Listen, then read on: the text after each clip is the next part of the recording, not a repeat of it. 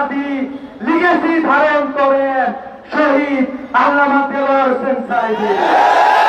আমরা বলতে চাই, তোমরা একে একে শহীদ করে আমাদেরকে দমাতে পারো নাই, আগামীতে বাংলাদেশের তরুণকে তোমরা দমাতে পারবে না। সংগ্রামী উপস্থিতি, আমরা এই হত্যাকাণ্ডের সাথে জড়িত যারা অনতি বিলম্বে তাদেরকে গ্রেফতারের দাবি জানাচ্ছি।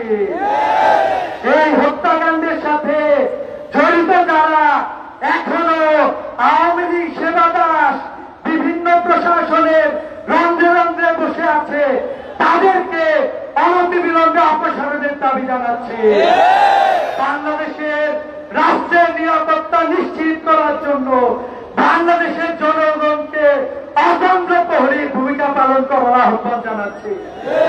আপনারা দেখেছেন বাংলাদেশের জনগণ সর্বোচ্চ ধৈর্যের পরিচয় দিয়ে